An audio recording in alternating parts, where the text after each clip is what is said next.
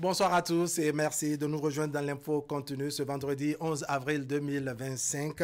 C'est le secteur de la culture, des arts et du tourisme qui fera objet de nos réflexions ce soir. C'est bien sûr dans la continuité de notre exercice bilan entamé depuis le début de la semaine. Bilan des 9 années de gestion du régime de la rupture. Bien d'efforts consentis pour vendre la destination Bénin et la rendre intéressante et convoitée. À cela s'ajoutent bien d'autres actions qui ont améliorer le visage et l'image du Bénin. Aujourd'hui, pour en parler, nous sommes avec Teddy Gandibé, il est journaliste culturel.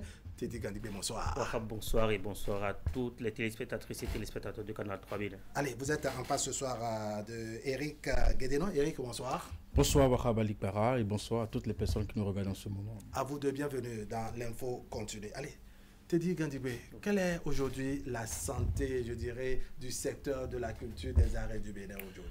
En vrai, on dirait pas tout de suite que tout a été parfait ou que tout est bien fait.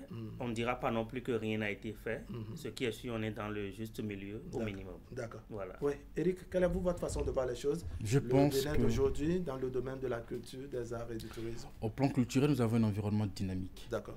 Où nous voyons des acteurs qui se positionnent sur de grands événements. Jamais Cotonou n'aura, comment on dit, eu la chance d'accueillir autant d'événements, en tout cas ces dernières années. Cotonou aujourd'hui est un carrefour culturel au plan régional. J'ai pas envie de faire de la publicité, mais nous avons des événements culturels assez majeurs, de taille, qui parfois défient même la concurrence à des pays que nous connaissons, qui sont dans la sous-région, qui étaient connus pour abriter de pareils événements. C'est dit que forcément, on a travaillé sur cet nombre de leviers, n'est-ce pas, qui permet aujourd'hui à notre pays d'être attractif, n'est-ce pas, et d'absorber un certain nombre d'événements culturels à l'échelle internationale et régionale, et de permettre à des acteurs de montrer de quoi ils sont capables. Nous avons des expositions, même en ce moment, actuellement, nous avons dans un hôtel de la place une exposition qui met en valeur le talent de nos artistes en matière d'art plastique. Nous en avons qui se fait aussi à l'extérieur, à l'échelle internationale, en Italie, à Venise, actuellement au Japon, où nous avons décroché un pavillon pour l'exposition des arts culturels, mais aussi d'autres aspects de notre pays qu'on a envie de vendre à l'extérieur. Donc aujourd'hui, il serait, je dirais, pas trop net de dire que ces 9 dernières années, on n'a pas semé quelque chose qui est en train, n'est-ce pas, de fleurir. Et qui permet à des acteurs dont on n'avait peut-être pas connaissance, mais qui avaient des talents, mais qu'on n'exploitait pas. Aujourd'hui, je pense que de plus en plus, nous les voyons, parce que notez qu'il y a le projecteur qui est marqué un peu sur certains acteurs dont le talent, qui avait de talent, mais qu'on ne connaissait pas. Mais qui n'avaient pas de scène d'expression. Aujourd'hui, la scène, elle est là, et je pense que charge que Dieu fait, nous les voyons. Teddy, aujourd'hui, qu'est-ce que le Bénin peut vendre en matière culturelle? En vrai, il faut déjà commencer par faire savoir qu'au plan patrimonial, parce qu'au plan des patrimoines, beaucoup de travail a été fait. Dans le sens où voilà, nous avons aujourd'hui, déjà à partir du retour des trésors royaux, depuis ce temps, je pense que le Bénin a le vent en poupe en termes de patrimoine, et il y a aussi une amélioration considérable qu'on peut déjà noter dans, disons, le secteur des infrastructures, qui pourrait quand même donner un autre regain à la culture du Bénin. Alors, ce que nous pouvons vendre, en termes de ce que nous pouvons vendre, nous avons beaucoup à vendre, parce qu'aujourd'hui, beaucoup de choses se sont améliorées du fait que voilà, les réformes ont évolué entre-temps, et puis on peut noter désormais que tout ce que nous avons en termes de discipline artistique, tout le travail qui est fait, le travail de fond, le travail structurel qui est fait, a permis aujourd'hui aux différents acteurs, je vais dire, du secteur de la culture de se retrouver mieux, même si tout n'est pas encore parfait, comme je l'ai dit au début. On sait que déjà dans le monde de la musique, par exemple, le gouvernement quand même a initié des moments de spectacle géants, nous sommes d'accord, ne serait-ce que pour appeler ces acteurs qui animent ce monde sur la scène. C'est un grand pas, c'est un grand pas qu'on n'a pas eu le temps de noter par le passé, mais qui aujourd'hui est chose effectives et choses réalisées. Dans le domaine du cinéma, beaucoup de choses se font aussi, parce que les salles de cinéma sont nouvellement construites. Je ne veux pas citer cette salle qui se trouve au niveau de Sofitel Bénin, par exemple, qui a la capacité d'accueillir beaucoup de cinéphiles, nous sommes d'accord, pour pouvoir aller voir le cinéma comme ça se doit. Et les films du Bénin aussi ont commencé par avoir de regain, parce que la formation dans le domaine a continué. D'accord. Alors, Éric Guédénon, je voudrais m'intéresser un peu, je dirais, au domaine du cinéma. On sent qu'aujourd'hui, les choses, effectivement, se sont améliorées. Vous avez dit qu'avant, on a de ces acteurs qui manquaient, je dirais, de scènes d'expression. Aujourd'hui, cette scène existe. Et par conséquent, dans le domaine du cinéma également, on voit à travers d'autres chaînes des canaux où des artistes béninois, des films entièrement tournés par des Béninois, des acteurs béninois. C'est quand même une avancée, non? Oui, mais on ne peut pas se satisfaire totalement de ce qui se fait dans ce domaine, parce que nous attendons toujours de voir des films produits à 100% béninois. C'est des chantiers de défi. Ce qui n'est pas encore le cas, justement. Parce qu'on avait si bien commencé que nous avons chuté à un moment donné. Vous et moi, on prenait du plaisir à voir nos acteurs dans nos petits écrans par le passé, il y a quelques années, entre 98, 99 et 2000. Aujourd'hui, il y a une rupture. Et je pense que c'est un secteur qui est en train d'être réorganisé. Avouons-le, qui est en train d'être réorganisé, peut-être pour de meilleurs jours. Ensuite, il y a un exemple qui ne m'a pas échappé. Vous savez, quand mon collègue a évoqué ce que l'État organise pendant les vacances, au Palais des Congrès, je pense les journées culturelles où on sollicite des artistes, on sollicite des humoristes, des chorégraphes, la place de l'Amazone qui devient aussi une scène publique ouverte pour le public de Cotonou. Regardez ce que ça peut faire pour un artiste professionnel, de savoir que chaque année, l'État lui organise une scène où il vient prester. C'est ça. Au moins, il peut se dire que dans une année, même si je ne suis pas sollicité dans je ne sais quel pays de la sous-région ou dans d'autres activités, au moins cet agenda-là, l'État organise ça pour moi. Et le public aussi prend rendez-vous et se dit, bien, au plan culturel, pendant les vacances, l'État ne m'oublie pas.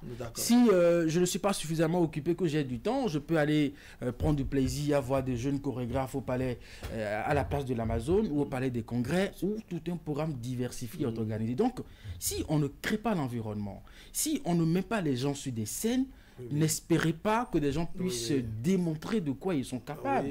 Elle était allée loin. Je pense qu'aujourd'hui, on parle de la création d'un centre culturel qui est en gestation. Ça va se faire avec d'autres partenaires. Et donc, progressivement, je pense que le Bénin finira par dire son mot en matière culturelle. Vous savez, aujourd'hui, le Burkina, on ne peut rien arracher au Burkina aujourd'hui en matière de cinéma avec son FESPACO. C'est le champion à titre dans la sous-région.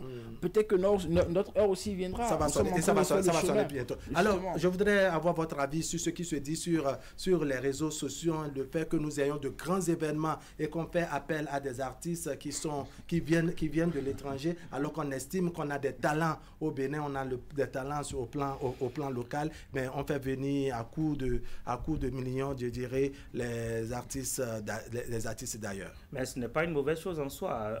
En vrai, si on organise des événements au plan national et que les artistes qui, parfois même on lance des appels à projets ou des appels à candidature, et il y a des artistes qui ne lisent même pas, qui ne vont pas fouiller. Il y a d'autres qui lisent mais qui négligent. Mais si ceux qui sont là, prêts, disponibles à pouvoir donner des prestations, on peut postuler et qu'on les sélectionne. Maintenant, à côté d'eux, on envoie d'autres qui viennent de l'extérieur, qui sont quand même des artistes d'une trempe donnée. On ne va pas quand même condamner celui qui a voulu apporter de l'expertise sur un échiquier où nous avons quand même aussi à apprendre. On est d'accord? Donc, moi, je ne pense pas que ces commentaires qui sont tout le temps allés dans tous les sens, où on dit que, bon, voilà, on n'a pas le droit d'amener des artistes de l'extérieur qu'on paye à coups de millions. C'est parce que ces artistes-là, d'abord, ont de l'expertise. Deux, ils ont travaillé pour aller à un niveau donné et ils vendent ce niveau à tout bout de champ. C'est normal. Alors, Éric Guédénon, est-ce que vous avez la même appréciation Éric riait. Voilà, que Teddy qui estime que, bon, ces commentaires sont malvenus sur la toile quand on parle des artistes artistes venus de l'extérieur, alors qu'au plan local, on aurait pu faire davantage la promotion de ceux que nous avons au Bénin. Rabali Para, je comprends ce sentiment nationaliste qui voudrait que nous faisons la part belle à nos artistes. Oui. Vous savez, parce qu'on se demande à quand la part, je dirais, le triomphe des artistes béninois. Les moutons marchent mais n'ont pas le même prix. Évidemment. Nous le savons. Évidemment. Quand vous sollicitez un artiste qui remplit le Stade de France, peut-être une fois l'année, et que vous le sollicitez pour une scène à Cotonou, quand même, vous n'allez pas lui payer ce que vous allez payer à un artiste ici. Alors, bon, ça ne me fait pas rire. Nous sommes non, c'est que ça aurait été un peu plus économique, n'est-ce pas, si on se contentait, je dirais, des artistes locaux, n'est-ce pas, et que ça ferait dépenser mieux, ça mettrait également la lumière sur les artistes locaux. te dira, mais l'ouverture en culture, c'est encore mieux, mais l'emmurement, c'est de la pire bêtise. Vous savez, nous sommes dans un secteur très professionnel où les acteurs eux-mêmes savent comment les contrats se négocient, comment, à quel prix ils sont payés.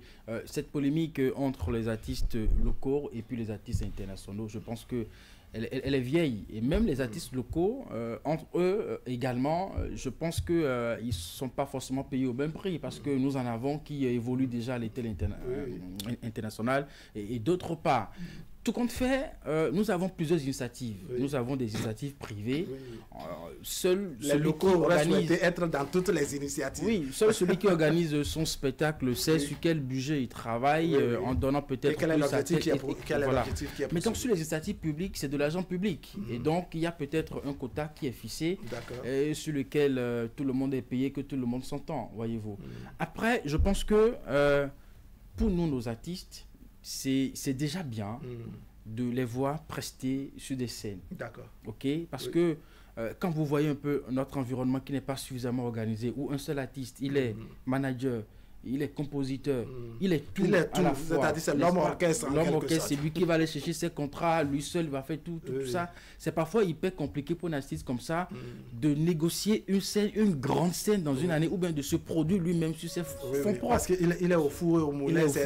Il est trop sollicité. Alors, Teddy Gandibé, très rapidement, il y a que tout à l'heure, vous disiez qu'il y a de ces artistes qui ne lisent pas les appels à candidature et autres. Alors, quelle réponse vous donnez à ceux qui estiment qu'il y a des moments où il y a des événements du genre, mais ils sont rejetés quand ils s'en vont? Moi, je pense que, et Eric vient de le souligner, je pense qu'il y a un travail organisationnel très structurel que nous devons faire au plan local pour pouvoir ramener nos artistes à comprendre que ça ne fonctionne pas comme au marché. Non, on n'est pas dans un marché. Lorsque vous êtes un artiste, vous ne pouvez pas être en même temps artiste et agent de vous-même. C'est pas possible. Les autres ont une équipe managériale autour d'eux et c'est cette équipe qui contribue du moins à leur permettre de postuler, nous sommes d'accord, à des prestations. Et donc, si ici, on n'est pas organisé, l'industrie n'existait pas déjà, et on est en train de travailler pour que cela existe, mais tant qu'on n'est pas, en tant qu'artiste, on n'est pas prêt à répondre ou à respecter les principes d'une équipe managériale, où il faut avoir un manager pour aller négocier le marché, où il faut avoir un agent pour pouvoir faire telle ou telle autre chose, et qu'on est soit artiste, soit seul, on est artiste, on est agent, on est négociateur, on est manager, Tant que ce sera comme ça, on va vivre les mêmes problèmes. Je demanderais tout simplement à tous ces artistes-là qui estiment ou qui pensent qu'on verse de l'argent à l'extérieur, alors qu'à l'intérieur, on n'en fait pas assez. En clair, vous invitez nos artistes, n'est-ce pas, à travailler davantage. Allez, je voudrais qu'on fasse un focus sur le Vaudou Days, rapidement.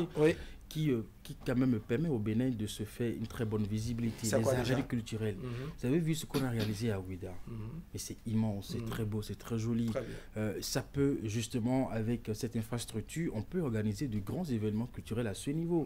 Nous avons également la même infrastructure à Niki, qui est encore d'une autre taille. Quand je vois la Gani avec nos amis Bariba par le passé, c'est dans une grande poussière, et parfois on rentre avec de... La modernisation, les réponses sont également passées par là. Aujourd'hui, il y a une infrastructure qui permet de rehausser cet événement à la fois identitaire mais aussi culturel pour le Bénin, et permettre à nos citoyens qui partagent les socio-culturels Batonou de vivre ce moment culturel de façon plus aisée. En étant dans une infrastructure moderne. Où on peut vraiment respirer et vivre l'air culturel Batonou. Et je pense que c'est très bien d'observer cela et que cela soit également dans d'autres régions du pays, parce qu'effectivement, il y a de l'histoire ailleurs, il y a nécessité. Nous avons une histoire très riche en matière Alors, je voudrais qu'on dise deux mots, n'est-ce pas, sur les Vodun Days. C'est Vodun Days surtout pour cette année. On a parlé, je crois, du numéro 0. Oui, du numéro 0. Parce que le tout premier qui avait eu lieu, c'était le numéro d'essai. C'était un numéro d'essai pour voir, lancer les poules et voir exactement à quel point la population aurait pu avoir cette propension d'adhérer à cette initiative. Mais après, ils ont essayé le numéro 0 et ça a donné ce que ça a donné. Je pense que c'est quand même une grosse initiative qui aujourd'hui fait office de point d'attraction touristique. C'est très important parce que les Vodun Days en tant qu'événement, je veux dire, en lui-même, est toute une plateforme d'expression diversifiée dans le domaine des arts et de la culture. Et donc, toutes les dimensions qui sont abordées dans cet événement permettent quand même à tous ceux qui sont peut-être hors du pays ou hors du territoire et qui veulent découvrir le Bénin, de voir le Bénin en miniature. Et c'est très important. Ça fait qu'aujourd'hui, on peut quand même estimer que cet événement est un événement qui fait carrément office d'un miroir d'attraction pour le tourisme du 9, Bénin. 10 et 11 janvier dernier, Ouida a été, je dirais, le centre du Bénin, s'il faut dire les choses ainsi. Et donc, il y avait cette attention particulière dont le Bénin a bénéficié à travers Ouida. Qu'est-ce que vous avez à dire en termes, je dirais, même de l'organisation et du potentiel qu'on a pu exposer au public, aussi bien national qu'à l'étranger? Vodun Days, c'est à la fois un carrefour culturel, religieux, mais aussi touristique. On y retrouve un peu de tout. Et je pense que ceux qui l'ont pensé ont suffisamment mûri l'idée pour que, entre le numéro d'essai et le numéro 0, on a dépassé la barre de 400 000 visiteurs dans notre pays. Et donc, imaginez encore ce que sera l'édition prochaine quand on va ajouter peut-être d'autres innovations. En tout cas, aujourd'hui, c'est clair que dans l'esprit des Béninois, ce n'est plus un événement qui passe inaperçu. Que ce soit pour les Béninois, mais aussi pour ceux qui sont à l'extérieur, c'est un rendez-vous qu'il faut prendre. Et donc, ce sont des dates aujourd'hui qui sont aujourd'hui, comment on dit, ancrées dans l'esprit de tous les Béninois où il faut forcément être à Ouida, qui devient l'épicentre culturel de notre pays. Et donc, derrière, il y a toute une économie qui se développe. Vous avez, au moins, nous avons réalisé des éléments à 3 jours de l'événement où les hôtels étaient bloqués. Il n'y avait plus d'espace, n'est-ce pas, pour se loger parce que les gens avaient déjà réservé à l'avance. C'est l'intérêt que les gens accordaient. Déjà à une semaine de l'événement ou à 2 semaines de l'événement, les gens ne trouvent plus d'hôtel à Ouida. C'est Commun, les communes voisines et les communes environnantes. Parce qu'il y a forcément un élément qui peut intéresser soit un Béninois ou un étranger. Même si vous n'êtes pas adepte de Vodun, rien que de voir les divinités danser au plan culturel, cela peut vous satisfaire. Même si vous n'aimez pas les danses culturelles, rien que l'ambiance, puisqu'il y a de grands spectacles. Donc il y a toujours un élément qui permet quand même de se sentir à l'aise. Allez, on va faire un zoom maintenant sur le volet artistique, le volet touristique. Qu'est-ce que le Bénin a à vendre sur ce point? On travaille à faire du Bénin une destination convoitée et autres. Quelles sont, par exemple, au plan matériel comme ça, les choses qu'on peut, en fait, des destinations qu'on peut citer qui peuvent facilement attirer les étrangers, pour ne pas dire les touristes, toutes catégories confondues? Je pense que c'est quand même à l'actif de ce régime que nous avons nos 2 parcs qui ont été totalement rénovés. Je pense que c'est bien ça. Et donc, ces 2 parcs déjà permettent à toute personne qui voudrait visiter le Bénin de cristalliser les attentions sur un endroit donné du pays. C'est déjà ça. Maintenant, au-delà de ça, tous ces événements que nous venons de citer, que ce soit le festival de masse de Porto-Novo, les Vodun Days, les Willow Veilla et tout ce que nous avons actuellement, tous ceux-ci sont de potentiels éléments qui permettent quand même à notre tourisme d'avoir un regain. On est d'accord. Au-delà de ça, n'oublions quand même pas que nous avons depuis un certain temps les trésors royaux qui sont au pays. Et donc, ces trésors royaux qui sont des patrimoines patrimoine d'un certain niveau et qui, depuis longtemps, a quitté le territoire et qui sont revenus, permettra désormais quand même à des personnes à qui on dit, écoute, il y a les trésors royaux de tel ou tel autre roi qui est retourné au pays. Et ça attirera forcément l'attention de la personne. Ça donne de la chair du poids. Exactement. Et donc, la personne sera tentée de pousser sa curiosité pour aller découvrir ce que ça signifie, ce que c'est et quelle est l'histoire qui est installée autour. Et donc, tout ceci réuni... à cela peut s'ajouter désormais tous les spectacles que nous avons ça et là dans n'importe quelle discipline artistique et culturelle. Et donc tout ceci alors fait vous, du sur ce plan, Eric Guédénon, quelle destination, je dirais, qui vous émerveille et qui, à votre avis, pourrait émerveiller les gens d'ici et d'ailleurs? Vous savez, de façon globale, aujourd'hui, le Bénin a gagné en visibilité. Rien que la place de l'Amazone, vous voyez le monde que ça draine en week-end, que ce soit pour des Cotonois, mais aussi pour de jeunes gens qui viennent des villes environnantes, mais aussi pour des touristes qui s'y retrouvent. Aujourd'hui, il y a d'abord la vision qu'il faut voir. C'est tellement visible aujourd'hui qu'on se rend compte qu'avec ce gouvernement, on fait du tourisme un pilier de développement en termes de croissance économique. On s'est dit qu'à un moment donné, il faut investir dans les infrastructures. Quand elles sont modernes, elles sont jolies, le fleurissement de notre ville, tout ceci permet à Cotonou d'être visité, tout ceci permet à notre pays d'être visité par des touristes. Alors, à la base, on savait qu'on avait déjà quelques comment on dit, centres d'intérêt en matière de tourisme, nos parcs, comment on dit, animaliers dans le nord, parc de la Pencari, et nous avons aussi un patrimoine en matière de musées qu'on est en train de restaurer aujourd'hui. Vous allez à Ouida, c'est des infrastructures toutes neuves, n'est-ce pas, pour justement créer un espace de réception de nos objets qui sont d'une valeur inestimable, mais qui étaient dans enfin en tout cas dans des musées qui ne disaient pas du tout son nom, avec beaucoup de poussière, qui n'avaient pas du tout de visibilité. On est en train de restaurer tout ça. À Ouida, on est en train de... À Porte-Novo aussi, on est en train de construire un musée de Vaudon qui va être achevé.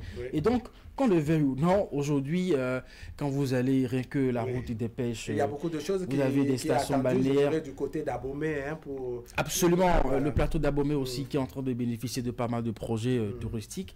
Et donc, quand vous faites le tour également sur la route des pêches avec des stations balnéaires le long de la plage, vous avez envie justement de alors, quand on a profiter du soleil. Dit Gandibé, on peut reconnaître que tout n'est pas rose, non, d'entrée. Bien dans votre première prise de parole, vous l'avez d'ailleurs souligné. Tout n'est pas rose. Quels sont, selon vous, je dirais, les faiblesses, les points sur lesquels vraiment il y a nécessité d'apporter des correctifs et avancer? Je pense qu'aujourd'hui, en comparaison par rapport à ce que nous avons vécu de par le passé, on peut déjà constater qu'il n'y a plus assez de promoteurs artistes, enfin, les promoteurs d'œuvres d'art ou promoteurs de créateurs de festivals et tout. Il n'y en a plus comme ça. C'est l'État qui aujourd'hui se concentre sur tout ce qui est organisation dans le pays et ça ne fait pas du bien à l'industrie culturelle et artistique au Bénin. C'est déjà un premier point. L'autre point que nous devons quand même souligner... Vous ne sentez pas des particuliers dedans, c'est ça? Exactement. Et donc, on a longtemps attendu l'État sur le chantier du FITEB. Le FITEB est quand même un festival qui faisait du Bénin une grande vitrine à travers la sous-région. Et aujourd'hui, quand on a perdu ce festival aux côtés de la Côte d'Ivoire qui a son Massa qui perdure toujours, aux côtés du Burkina Faso qui a son FESPACO qui perdure toujours, on sent qu'on a perdu quelque chose d'essentiel. Il faut se réveiller à ce niveau. Et il faut se réveiller à ce niveau. Et on peut se contenter des Vaudon Days. Non, parce que les Vaudon Days, justement... Le plus ne fait pas de mal. Exactement. Les Vaudon Days ne prennent pas forcément en compte les gens de théâtre, par exemple. Et là, ça crée une sorte de frustration. Mais au-delà de ça, il y a que c'est quand même un événement majeur. Quand on parle en termes de festival dans la sous-région, le FITEB était un événement majeur. Et donc, il faut forcément revoir les cartes pour que ça soit on va souhaiter que votre message ne soit pas tombé dans les l'autre élément que je m'en vais souligner pour peut-être m'en arrêter, c'est, comment on appelle, au plan musical, l'industrie de la musique doit être totalement revu. Parce qu'aujourd'hui, si on en est à dire, ouais, quand Fally Ipupa vient, c'est facile de le dire, on lui donne beaucoup d'argent. Quand telle personne vient, on lui donne beaucoup d'argent. C'est très facile à dire, mais... Quand DJ qui vient, on lui donne beaucoup d'argent. Voilà, mais on n'a pas pensé que sur le plan local, il faut forcément un travail organisationnel et très structurel qui se fasse à l'intérieur pour que les artistes comprennent que ça n'évolue pas comme eux ils pensent. D'accord. Voilà. Oui, Éric Guédéran, qu'est-ce que vous notez, je dirais, comme faiblesse et qui a nécessité de corriger? Alors, c'est une faiblesse qui ne dépend pas de nous, c'est la situation sécuritaire dans le Nord. Vous savez, ça peut être une source de désamour aux touristes de visiter nos parcs, justement parce que la menace terroriste est à ce niveau. Mais avec nos forces de défense et de sécurité, un travail est en train d'être fait pour que ces endroits soient sécurisés, pour que les touristes puissent véritablement jouir de ces moments en visitant notre pays. Je pense aussi fondamentalement qu'il y a une dynamique qui est en cours. Et je pense qu'il faut rester dans cet esprit et essayer maintenant de fouetter les autres chantiers qu'on n'a pas suffisamment fouettés ces 9 dernières années, n'est-ce pas? Et en laissant maintenant le temps de produire davantage de ces résultats.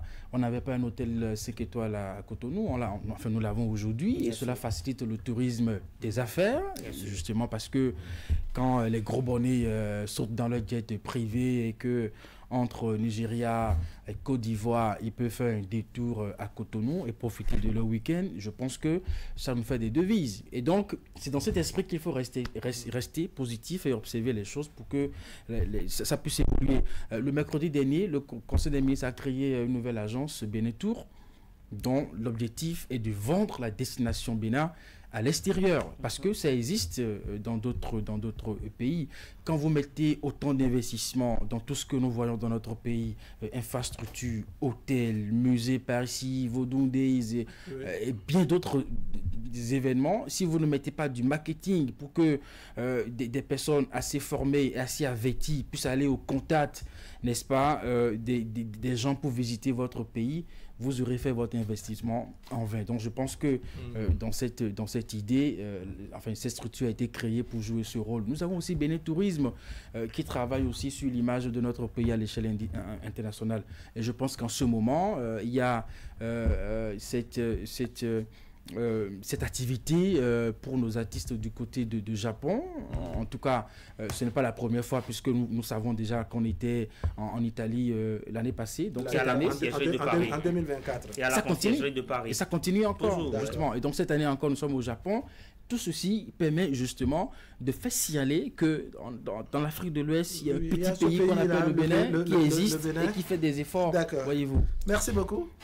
Teddy Gandivé, merci beaucoup. Eric, vraiment merci pour votre disponibilité. Vous que j'ai pris, je dois dire, à brûle pour point comme ça, et vraiment un bon soldat. Vous avez fait ce qu'il fait.